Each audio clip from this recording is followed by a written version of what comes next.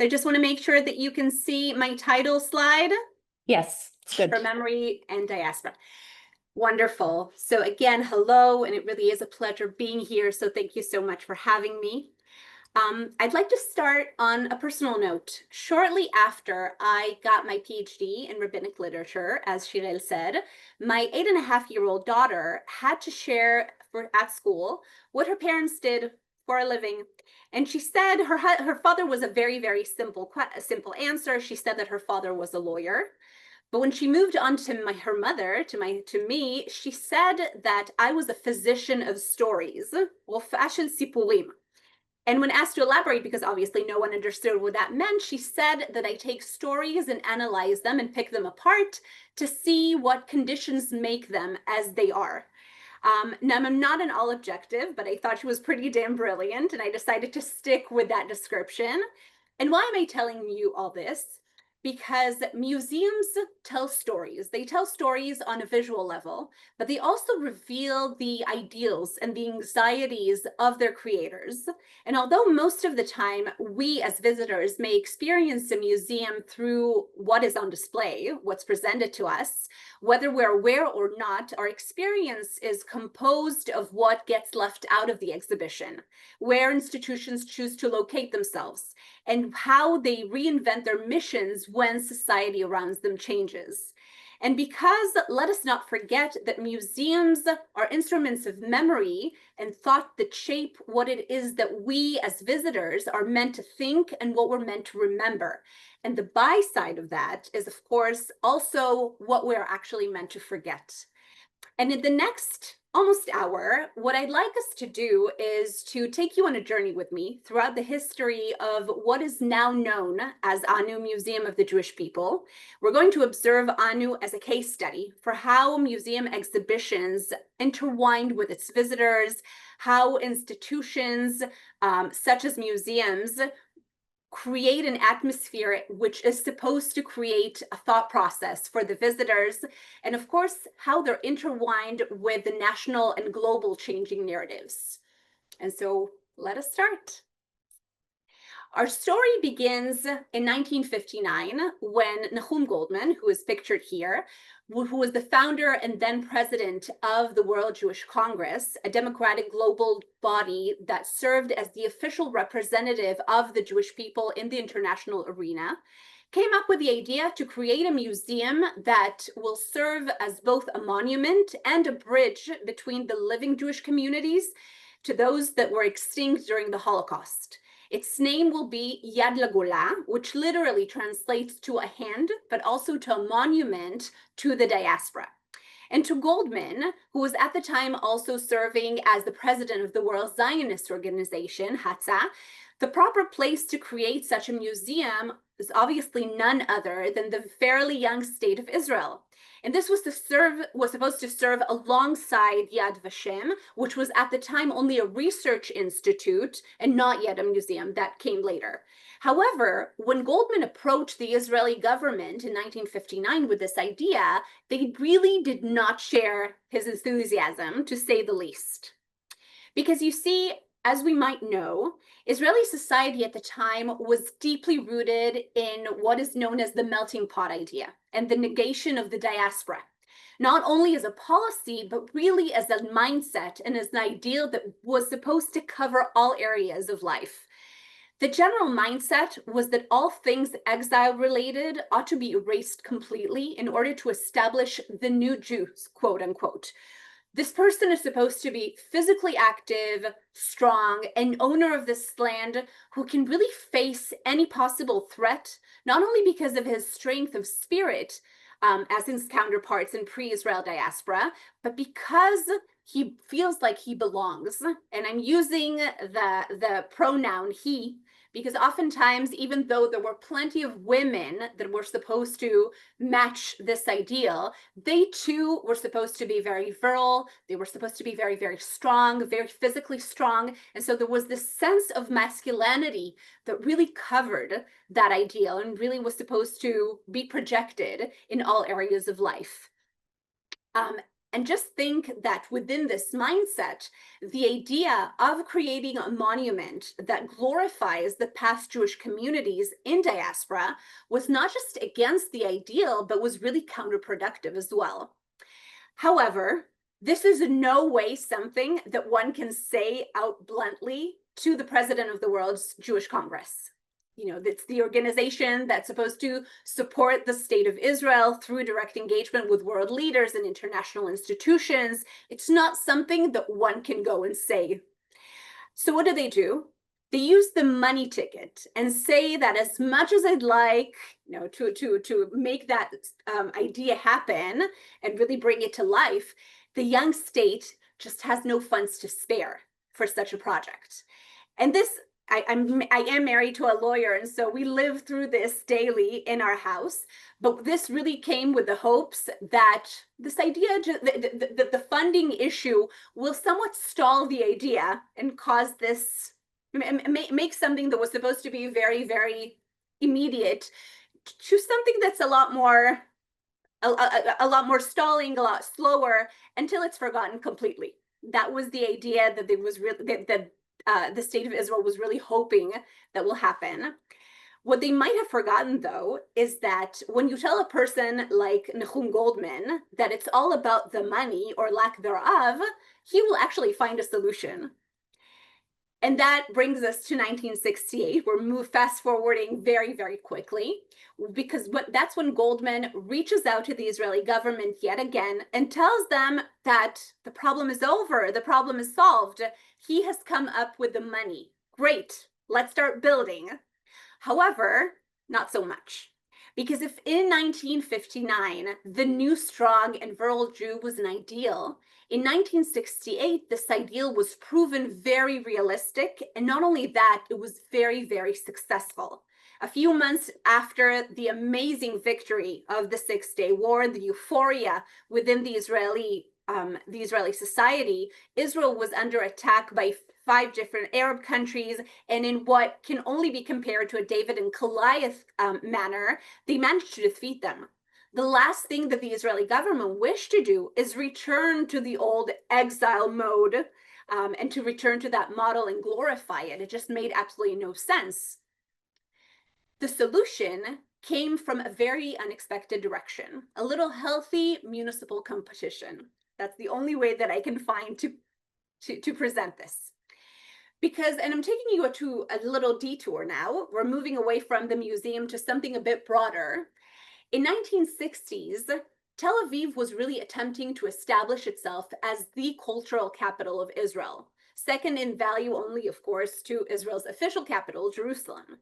By then, it had already been a home to the Philharmonic, starting in 1935, and several theater troupes and dance companies, not to mention cafes and cinemas. But where it fell short was in museums, and especially since by this time, Jerusalem already had several museums. But before we move on to this particular case, I should say a few words about the cultural prestige that museums often grant. Museums elevate the cultural status and prestige of their locations by serving as markers of, I would say, sophistication and intellectual achievement and civic importance that, for the very pragmatic reasons, they attract visitors, they attract scholars, they create this cultural attention. And just to give a few examples, the Henry Clay Frick, who was a very controversial steel industrialist. He was Andrew Carnegie's business partner. He transformed his Fifth Avenue mansion into what critics now call a monument to, quote unquote, art washing. He used his collection of very prestigious European masterpieces to obscure his reputation for brutal labor practices and for worker exploitation. The Frick collection, which opened in 1935, represents a calculated attempt at a reputation laundering.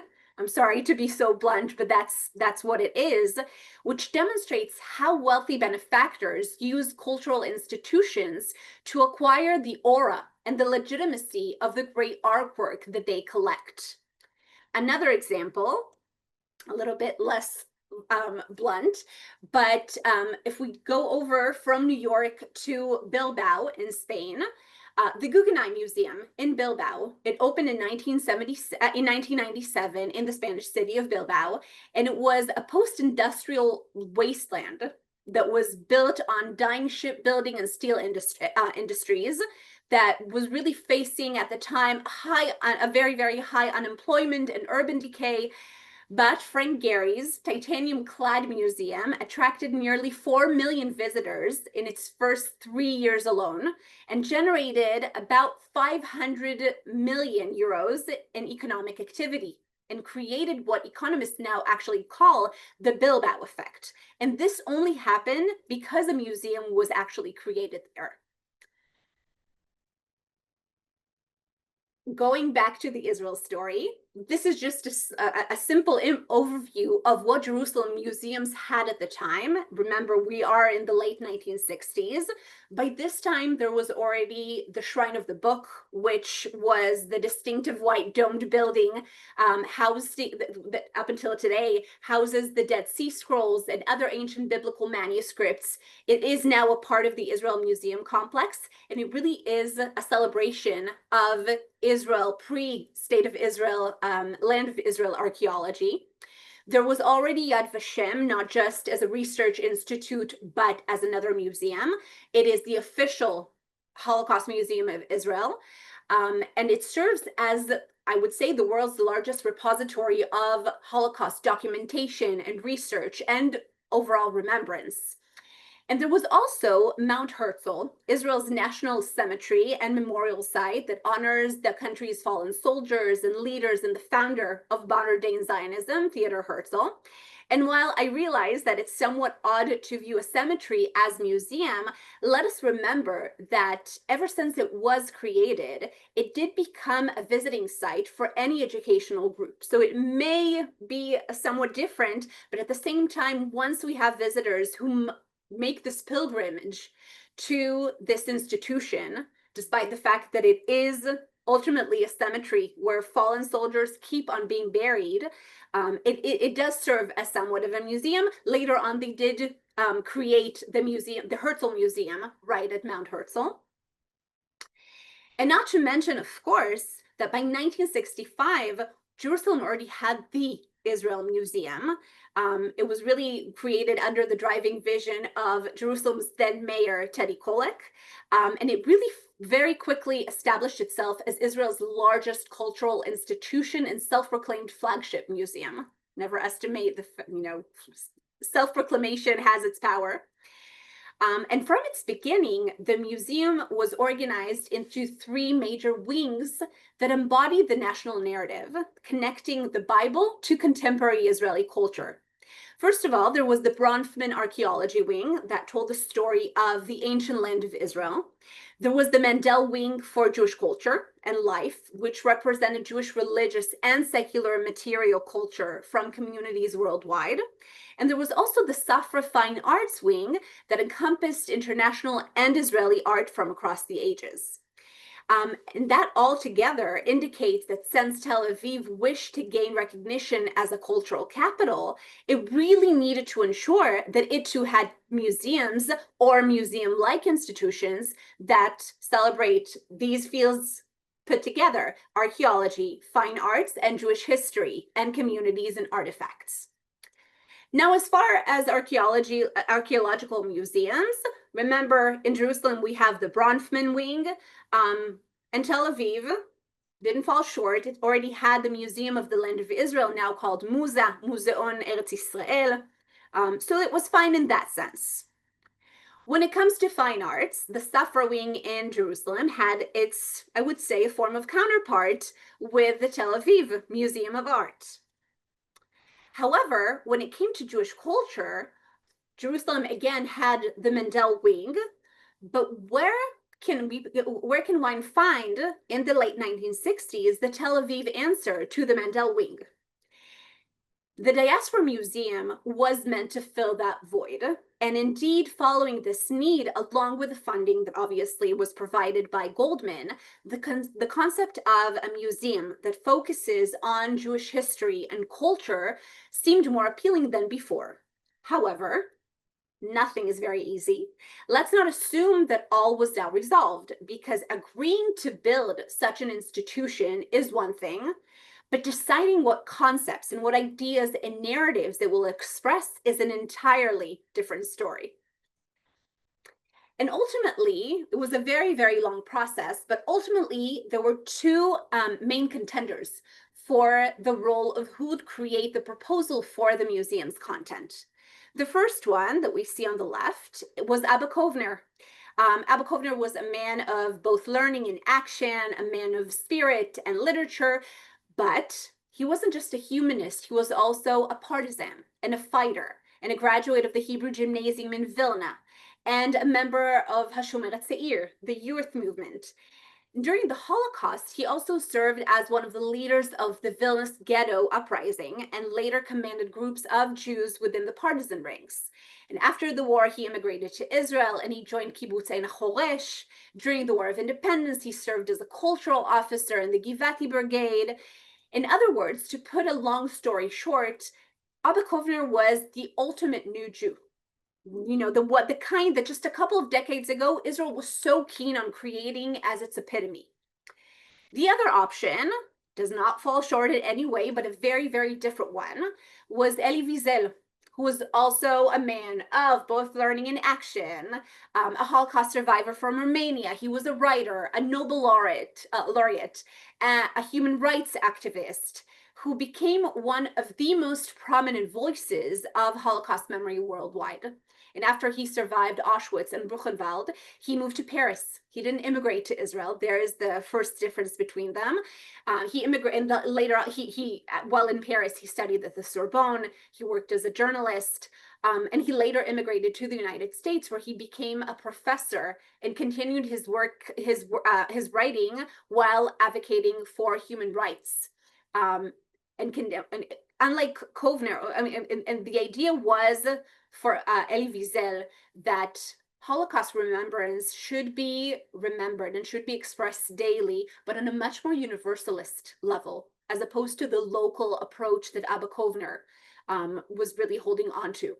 Wiesel represented a universal perspective on Jewish identity and Holocaust memory, and he emphasized the broader humane implications of Jewish suffering and really the responsibility to combat injustice wherever it occurs. So knowing these obstacles and Israel's preference for the new Jew ideal, remember in 1968, we can still feel very, very strongly that this ideal was the true one, was the true vision. It wasn't just an epitome of or a figment of our imagination. It really was the one who became successful following the Six-Day War. Which approach do you think was chosen? And feel free to answer. Was it Abba Kovner or Elie Wiesel? I'll open the chat for a moment for everyone so that people can reply in the main chat. Wonderful.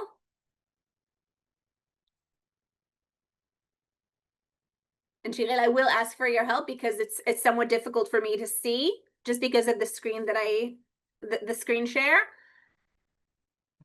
Is there one character in particular? Right now, no, they're coming up. They're coming up one and one. Okay. No, right now more for Wiesel, and some say neither. But more for Interesting. Wiesel right now. Okay, so Elie Wiesel is our contender right now. Yes, there are just a few for Abba Kovner and mostly Elie Wiesel.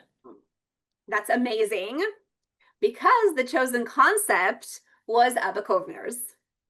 It just seemed to fit the type that they felt much more strongly about, and they felt that this was truly an ally that they would have. It's bad enough that we need to create this Jewish museum that is supposed to celebrate the past, but now, if we have to do this, let us at least have this consolation prize in Abba Kovner, a person who resonates our ideals, and perhaps he will create the museum that we feel much more comfortable with. And really in the decades between 1968 to 1978, which is when the new museum was opened, now called the home of the diaspora, Beit Hatfutsot, the team of curators and designers and academic advisors, because there's always a huge team that is required to put a museum together, followed the proposal and the platform that was formed by Abba Kovner. And what we see here, I'm not sure that you can, I hopefully it will, I'll transcribe it in just a moment.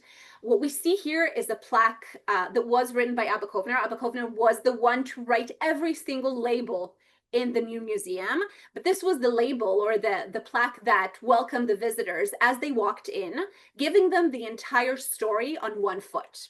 And this, I'm transcribing it. This is the story of people which was scattered over all the world and yet remained a single family, a nation which time and again was doomed to destruction and yet out of ruins rose to a new life. So this was really the gist of Abba Kovner's platform. Beit Hatfutsot, which again was opened in 1978, was extremely innovative, not only in its technology, which was very innovative and very high-end and modern for the late 1970s, but also because it invented a new genre of museums, a story museum.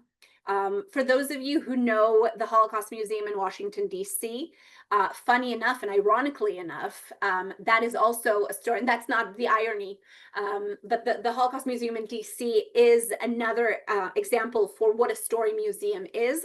And the irony is that it was actually created, the creation of it was inspired by Beit Hatfutsot, funny enough. And so what does this genre mean? It is less about displaying objects and much more about telling a specific story. So rather than organizing collections by time periods or region like traditional museums often do, the idea here is to create immersive experiences that are designed to take the visitors through a particular narrative, often about identity or history or national values. The story museum format reflects how museums have shifted from being just repositories of objects to becoming spaces for identity formation and critical thinking to go along with it. And Beit Hatfutsot was just like that. Just to describe it, the entire exhibition was organized around 6 thematic gates rather than chronological or geographical displays. There was, in terms of the gates, there was the family gate, the community gate, the faith gate, cultural, existence, and return. And these gates were designed to portray, quote unquote, and this is straight from the platform, key concepts that have characterized Jewish existence throughout the generations. With Kovner himself, again, he didn't leave anything to chance. Just be reminded that he himself wrote all of the exhibition text. He trusted no one. And the museum employed very cutting-edge audiovisual technology and murals and dioramas, scale models and reconstructions and multimedia presentations. And all of these put together were supposed to create this immersive experience that was organized around Kovner's 3 objectives, and we can see them right here: to remember the past, to live the present, to trust the future. And instead of displaying objects in cases with labels, visitors moved through a very carefully choreographed narrative journey that told the story of Jewish continuity and survival across diaspora communities worldwide. Now, this approach was very revolutionary because it prioritized the story of the Jewish peoplehood over the traditional museum practices of displaying artifacts by period or region, essentially creating an immersive experience. I keep on repeating that, but that's really the epitome of what a story museum is. It's about creating an experience that one can go into and have this and just immerse themselves with Jewish identity rather than just showing what Jewish objects are. And right off the bat, it became extremely popular. There were 400,000 visitors over the first decade alone, and it doesn't seem like much now, but when you consider the fact that the Jewish population in Israel at the time was between 3 to 3.5 million, it actually means that over 10% of the Jewish people in Israel visited the museum. So that's quite a miracle for an institution that was really on the verge of not existing if the Israeli government had its ways just a few decades prior. And the big question is what changed between 1959 to 1978 that made that museum not just possible, but also widely successful. And of course, there's never one answer. Honestly, people have asked themselves that question. How is it that a museum that puts so much emphasis on where people came from is so popular when evidently the national ethos was so different? First of all, I think this teaches us something about ethos as opposed to reality, and is about ideals that are constructed by high-level officials as opposed to what the public wants and the mindset of the folk, of the people.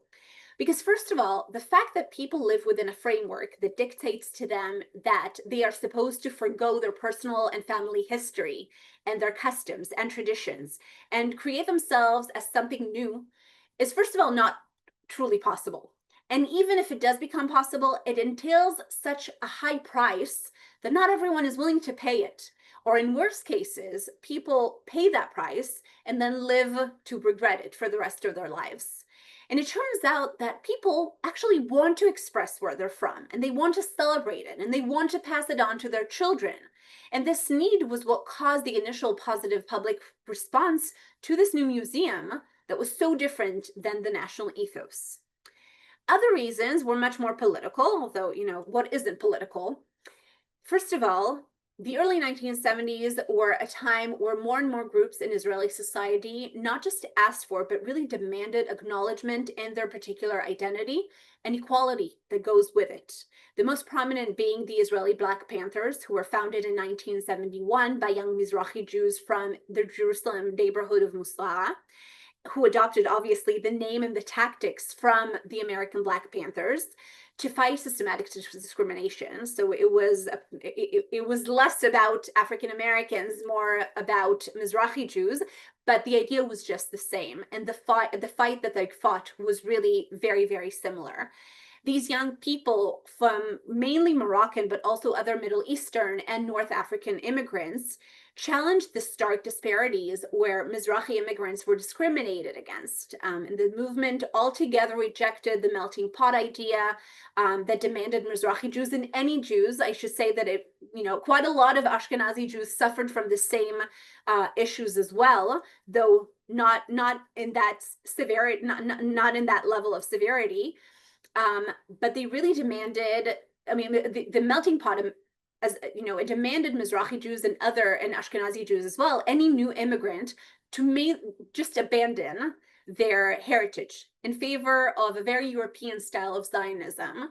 Their impact, the Black Panthers' impact, was immediate. Because in 1972, the state budget, which became known, ironically enough, as the budget of the Panthers, diverted funding from defense to social programs while empowering, and again, this is something that, it's not the budget that empowered them, it's the action that the Black Panthers took that really empowered a whole generation to embrace and celebrate their cultural backgrounds, both in the Mizrahi and the Ashkenazi communities.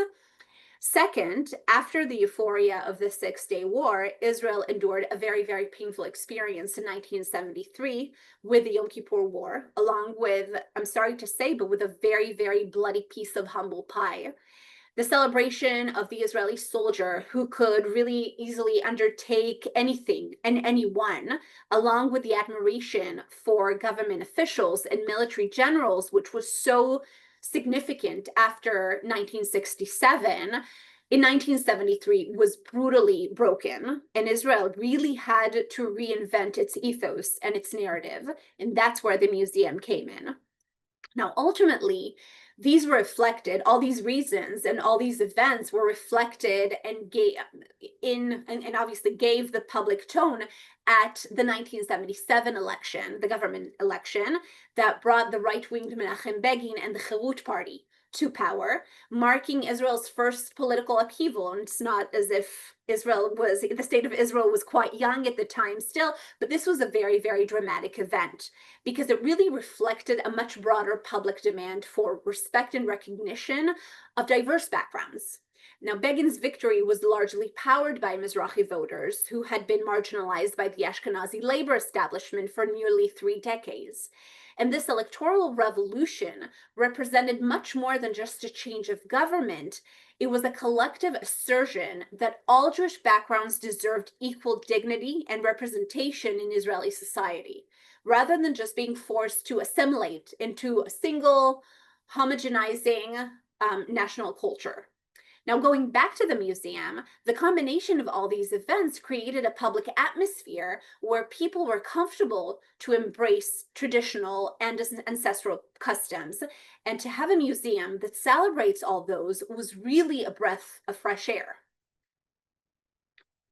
And it's no coincidence that the museum was now called House of Diaspora, Beit Hatfutsot, because unlike Yad LaGola, the original name that Nahum Goldmann suggested, which literally again means monument and reflects something longing and something distant and somewhat alienated, when we call something a house, a beit, it creates a feeling of closeness, as if the entire Jewish people are the family. Then Beit Hatfutsot, the museum, is the home of the diaspora, and that's the house where the family gathers. It may not dwell there, it may not be there at all times, but it is the place where they gather, and that was really the idea.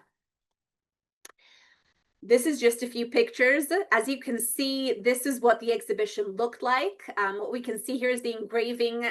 It was obviously a replica from the very famous engraving on on Titus's gate in Rome, where we can see the Jewish exile. I mean, the Jewish, the Roman exile, where the Jews from Judah were taken to be slaves in Rome, carrying, of course, the menorah. And throughout the entire exhibition, as you can see, it ranged from black to white in terms of color. It ranged from black to white throughout all tints of beige and sepia. And tan. That was mainly what the exhibition looked like. However, we have to be mindful of the fact that the museum's success contained a very, very deep irony. And here's what the irony was. While the museum appeared to celebrate diaspora Jewish life, we have to remember that Kovner's vision was actually a reinforcement of the classic Zionist narratives. His approach treated traditional diaspora Judaism as belonging to a vanished past. As we can see here, if exile is a part of the past, the different communities are a part of the past, while presenting modern Zionist Judaism as the one and only viable present and also future. And this was achieved through a very strategic exclusion. Kovner believed that once Jewish cohesion around a shared faith disappeared with the modern era and the Enlightenment age, it became impossible to represent Jewish diversity authentically in a single museum. That's actually what he said. It's not that other forms don't exist. It's just that it's impossible to put them all together under one roof. And so one has to make choices. And so consequently, 19th and 20th century Jewish life, with its secular and assimilationist and socialist and really any non-Zionist expression, was entirely absent from the exhibition. The collective narrative was that the museum emphasized eliminated individual stories and alternative Jewish paths, and it created this artificial timeline that moved directly from traditional religious diaspora life to a Zionist return.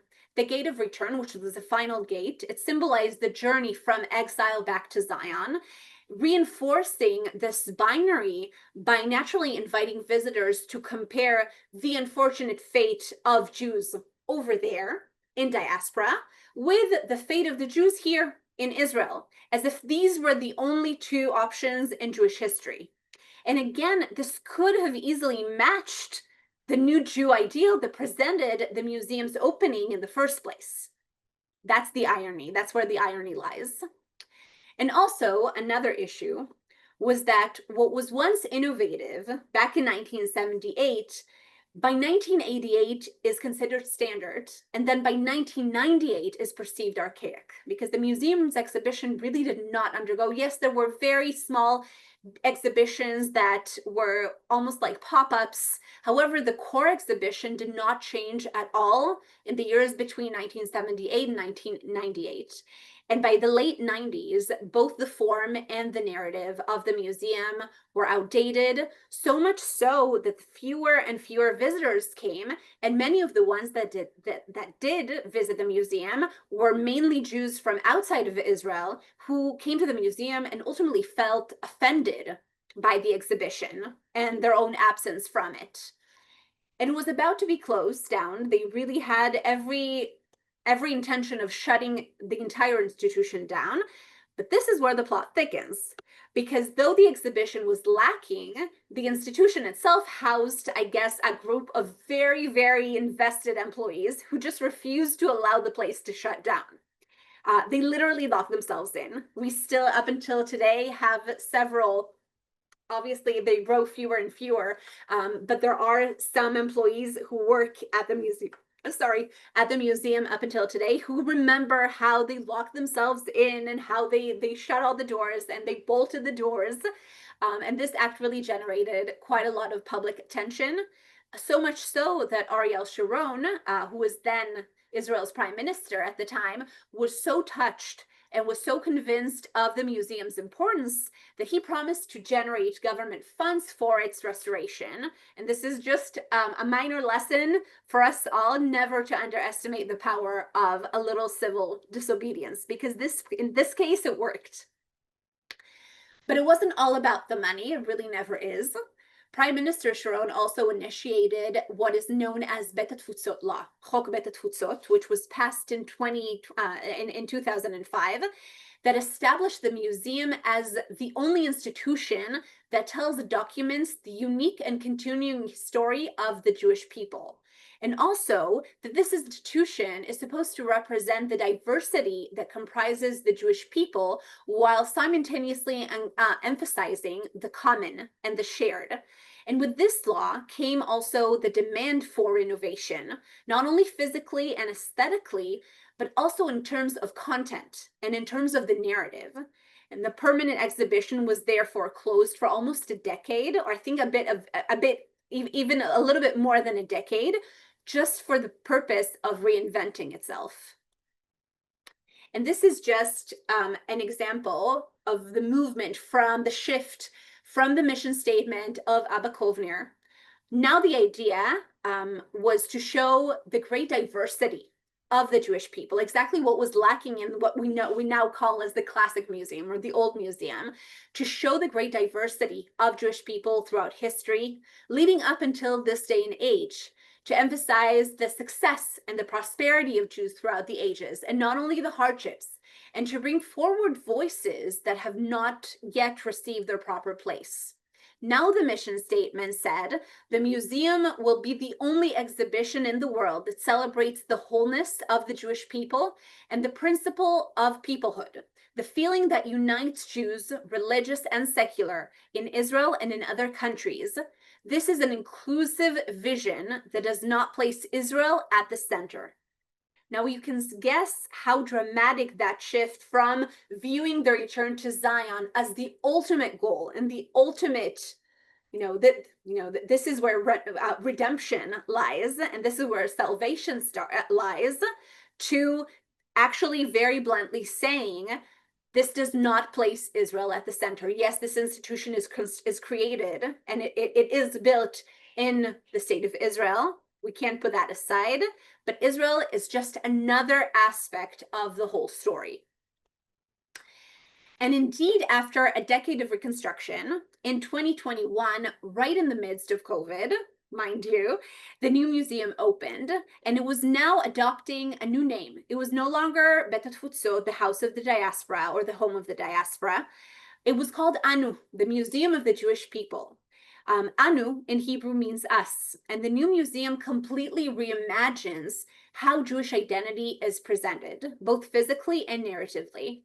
because rather than the linear exile to return story of the old museum, Anya uses an inverted structure that actually starts with the present and works backwards, emphasizing diversity and choice in Jewish belonging. So where I would say that we're kind of going back, it's interesting that you thought that Elie Wiesel's vision was the one chosen, but I would say that Elie Wiesel would probably feel much more comfortable with the new museum as opposed to what ended up being in Beit Hatfutsot. Now, these are just a few pictures from the core exhibition as it is nowadays. Physically, the museum spans over 3 floors with deliberate top-down journey. The 3rd floor is called the Mosaic. It showcases contemporary Jewish diversity through arts and languages and denominations and contributions to humanity. And it allows visitors to see themselves reflected in modern Jewish expression. The 2nd floor, it's called the Journey. It presents the historical narrative. However, now it includes periods of prosperity and cultural dialogue alongside persecution. And it extends far beyond Israel to show thriving contemporary Jewish communities worldwide. Again, it's not just about Israel in the center. The 1st floor is the foundations floor, and it explores both the particular Jewish traditions like the Shabbat, but also universal contributions like the Bible's impact on world civilizations, not only within the Jewish communities, but worldwide. Now, here we can see just 2 examples. The communities wall on the 2nd floor, which is just an exhibit of 50 illustrations of, I would even say, almost random characters throughout the ages. Obviously, they're all Jewish, but they come from various genders and they come from various geographical areas around the world and from different time periods. And all of them put together is really an expression of how we show the diversity. Another example, the one that we see on the right, is from the individuals and families area on the 3rd floor. And as we can see here, we have, there are 21 characters and 6 families, very, very different from one another. Some live in Israel, some don't. Some have very, very some you see and you immediately think and you immediately know that they're Jewish. Others you would never know. This is where we have we show interfaith, we show we show LGBT families, so all forms, and all of them put together is really another way of saying all of these are a part of the Jewish people. It's almost as if we take the camera and we zoom out to see this great diversity and richness of the Jewish people. Now, in terms of the narrative, the structure that I mentioned embodies the new, what we call as the 6 assets of peoplehood, just a philosophy that we work by. Visitors can connect through historical memory and languages and values and creativity and lifestyle or relationship to Israel. And all of these paths are considered equally legitimate. The tagline that followed the new museum right off the bat was, "You are a part of the story." And it really reflects this inclusive approach, of course, replacing Abba Kovner's predetermined narrative with multiple entry points for Jewish belonging. There is not one single way to feel like you are part of the Jewish people. And this represents a fundamental shift from the story museum format that told visitors what Jewish identity should be, to an experience that asks visitors to discover what Jewish identity and belongings means to them. That's really the main idea. Now, something should be said about October 7th, because like every other institution, Anu Museum too had a very, very blunt and very bloody reality check on October 7th, 2023. Because that's when the foundational principles have taken on profound new meanings as the Jewish people face this unprecedented challenge. And the museum's core themes of inclusion and resilience and renewal now really serve as both anchor and compass during this very, very dark period that I'm sorry to say we're not out of yet. The institution's commitment to representing the full mosaic of the Jewish experience while celebrating diversity all the while emphasizing the shared bonds, had become even more vital than ever before, because communities worldwide grapple with trauma and loss and uncertainty, obviously in different forms and different ways, but it is a part of the Jewish experience nowadays. And the museum celebration of Jewish creativity and adaptation and survival across millennia really provides this framework for understanding that even in our darkest moments, as our lives today are shrouded in shadow, the Jewish people have always emerged from darkness into light, while never forgetting. And this is really something that we keep on emphasizing within the exhibition. In this way, the museum serves as both a memorial and as also as a beacon, which helps visitors find connection to the entire Jewish people, despite current differences and the hardships, all the while affirming that our story will continue and it will be better and it will endure. And what we see here on our right is an example of one of my favorite artifacts that received a whole new meaning and significance following October 7th. What we see here is a necklace that consists of 250 Stars of David. They're grouped in 10s or 15s. And necklaces like this one were brought into the Soviet Union by Jewish travelers from the West between 1975 to 1991 during the days of the Iron Curtain. And their design didn't really raise suspicion. They seemed just like any other jewelry. However, once they were past customs and they were feeling much more safe, within the Jewish community or the silenced Jewish community, these necklaces would be taken apart.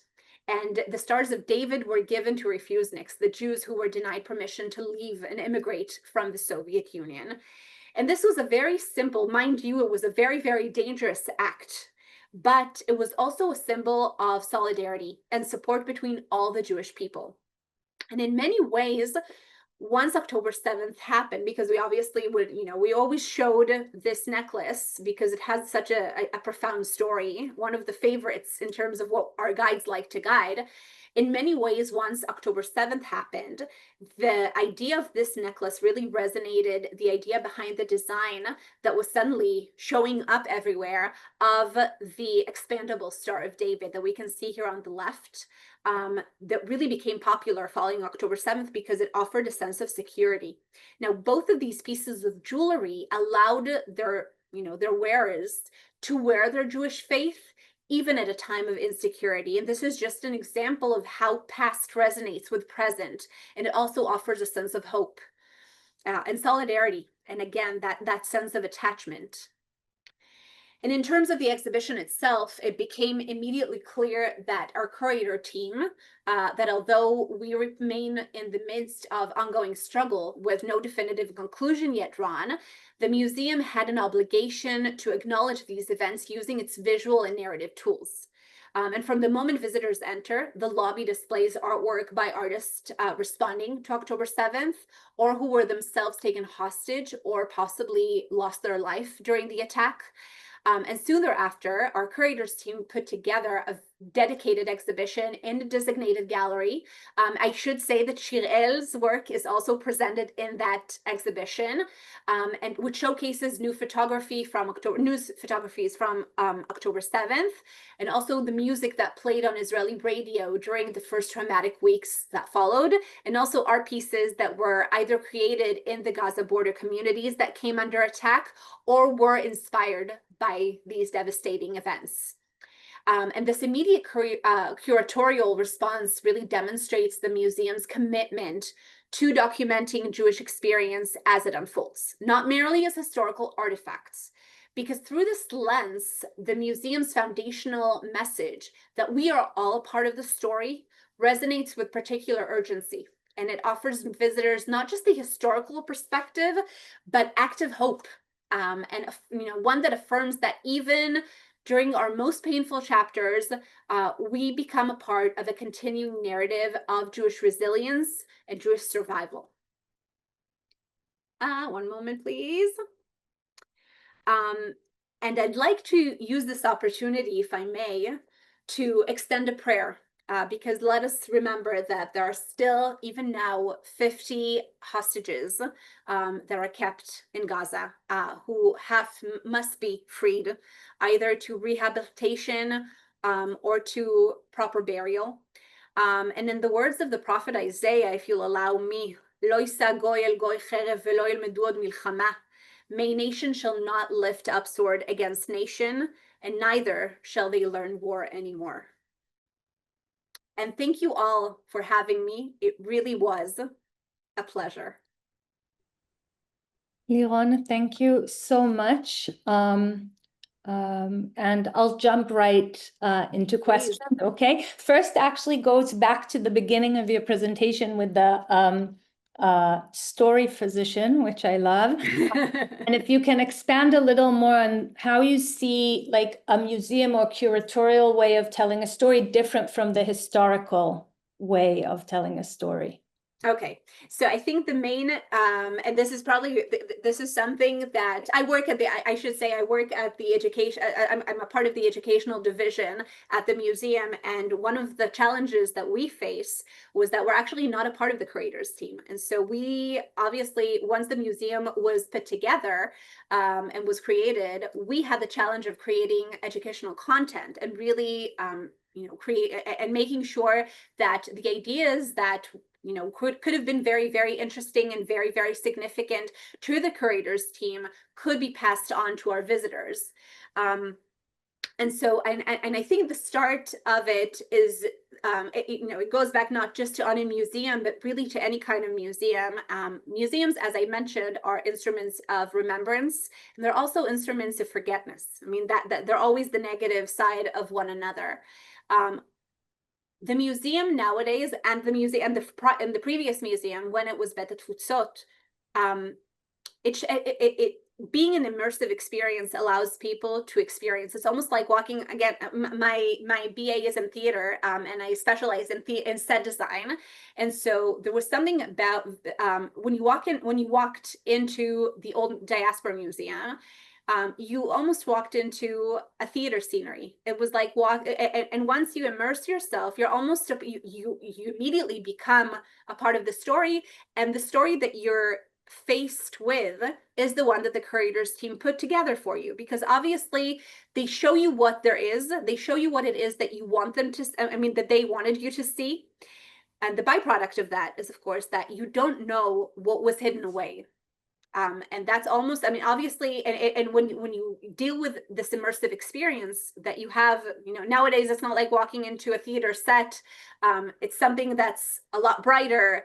It creates all these lights and all these videos and all the, and again, a very, very immersive experience. But you're shown what it is that the curators team wants you to see. And I should also say that creating this path that starts from contemporary Jewish communities and Jewish culture and identity, and then you walk down, it immediately tells you how you are.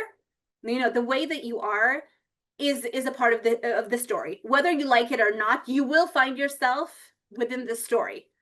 Now, once you're offered that, once the exhibition makes that suggestion for you and offers you that, it's very, very tempting. But then when you walk around and you maybe you don't find yourself, and maybe you see some things that don't make you very comfortable. You don't feel very comfortable because it shows you a Jewish identity that you never considered to be Jewish, whether on a very, very progressive side or the very, very, the ultra Orthodox side. So that's something I think this is it's a long question. It's a long answer to a short question, but once you're presented with what it is that the curators team wanted to show you, you have to find, there's a story to be told. You're meant to experience that story. And if it doesn't make you feel comfortable, that's when you have to ask yourselves, what is it about me that makes me feel uncomfortable? How would I change that? Within the educational realm, would call it productive discomfort, but oftentimes it's not productive at all, because we do have visitors that feel very uncomfortable, as opposed to visitors who come in and say, I found a home. This is no longer called the home of the diaspora. This is no longer called a bite. However, this is the first place where I can find where I actually did find myself. And so that's.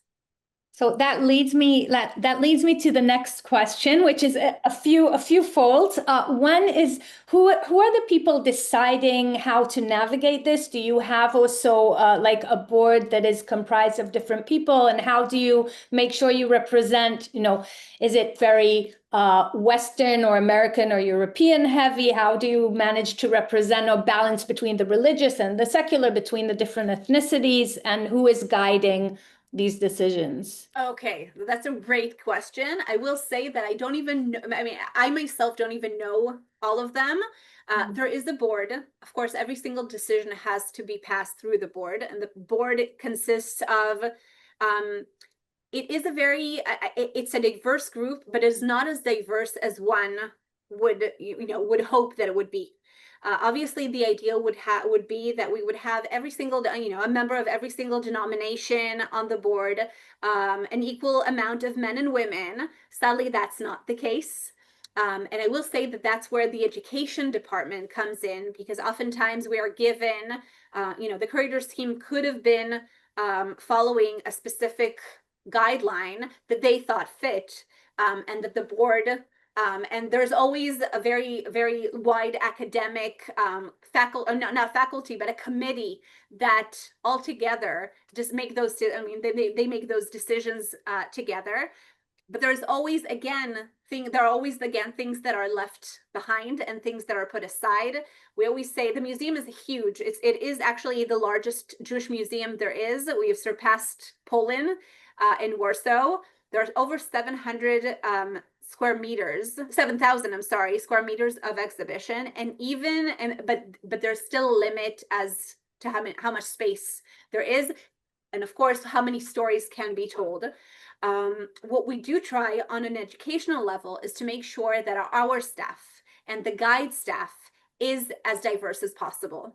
And obviously, they all tell the story differently. We have, again, some that belong to the ultra-Orthodox denominations, as well as extremely progressive guides, the other side of the spectrum. They all have to tell similar stories, but obviously every one of them, each one of them tells the story from their own perspective. And so ultimately, when a visitor walks in for a guided tour, they are meant to experience that diversity, even if the board of trustees is not as diverse as we'd hope. Thank you. I'm going to squeeze in another question or two. One is, do you cater or do you have visitors also from Israel and other outside of Israel? Who are your main visitors? And also if you can share the yearly budget of the museum. Oh, wow. We have some curious people. Being on the educational staff, I'm given with the privilege and and the curse of not knowing what the budget is. I do know that it is divided into 3 parts. One given by the Israeli government, because we are considered to be a national museum. Another third comes from philanthropy, and another third is from selling tickets. But that's just how the budget is distributed. And in terms of the main, we do from Israel, obviously, may I remind you that we opened in the midst of COVID. And sadly, after COVID, not long after, right as tourism started, coming back to its previous numbers, its pre-COVID numbers, October 7th struck. So we have not experienced a full normal year. And so we do have a lot of visitors that come from different institutions, whether that be schools. We cater to anyone from 1st grade to 12th grade, gap years, university students, as well as educational staff. We have quite a lot of teachers who do their teachers training at the museum. We also obviously have quite a lot of IDF soldiers who come in. But we also have, it's not in the large numbers that we'd like, but even for Israeli citizens, we have a lot of olim, a lot of immigrants or language speakers. I should say that within the educational division, there is an entire department dedicated to global visitors, whether they are living in Israel or not, or come from abroad. And we also have a lot of visitors who are not Jewish, who either come to Israel as a part of a missionary trip and want to experience and learn about Judaism and the Jewish people, as well as people who just come by and want to experience the museum as another cultural institution in Tel Aviv. So that's we really try, and in terms of what we try to care, we want to make ourselves available to anyone, knowing that we will always offend. Sadly, we will always offend someone. Maybe that's the goal, to make sure we offend everyone equally. Exactly, right? equally. Liron, thank you so much. I think also just a fascinating look at museums in general and at their development in Israel, and obviously of the Anu Museum. So thank you. Thank you very much. It was a pleasure.